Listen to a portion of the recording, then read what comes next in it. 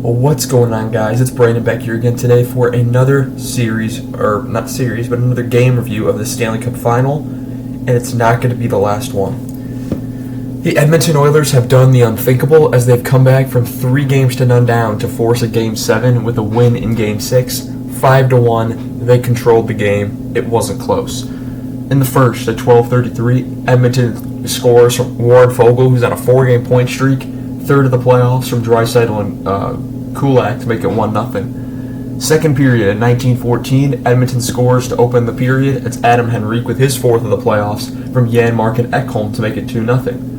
1:40, Edmonton scores again near the end of the third from Zach Hyman with his 16th of the playoffs. That is a record, I believe, in the salary cap era, from Nugent Hopkins to make it 3-0.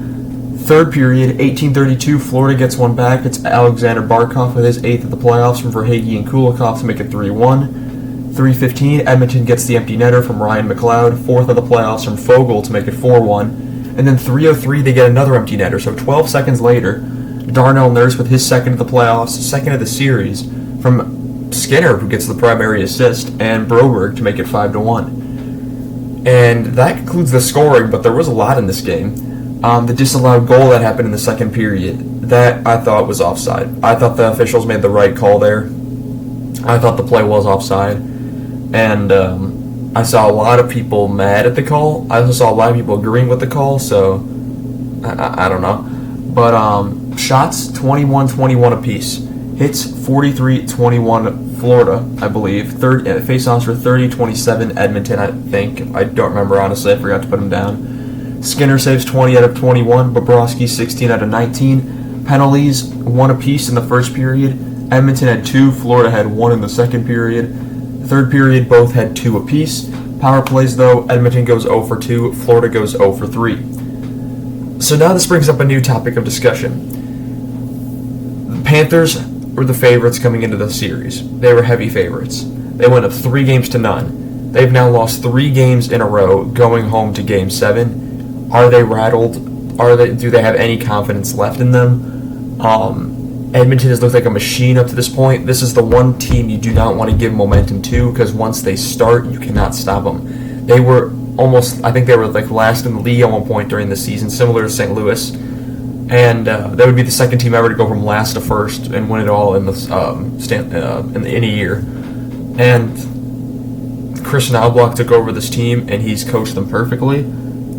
And everything's going right for the Oilers right now. Everything that they can is going right. And they are 1 win from the Stanley Cup Final. And no matter what happened, if McDavid was going to win the Conn Smythe if they lost tonight, he's without a question going to win the Conn Smythe now. Even though he has no points in this game, I believe, his play enough he's got it. You can write a snap on it. He's got it. To the winners and losers of a 3-0 series, I'm going to do a video on this following this episode. Or not episode, I'm thinking of my Halo War series on my other channel. But the winners have come back from 3-0 down. The 1942 Toronto Maple Leafs defeated the Detroit Red Wings in the final. The 1975 New York Islanders defeated the Pittsburgh Penguins in the 1975 quarterfinal. In 2010, the Philadelphia Flyers beat the Boston Bruins. I remember that one.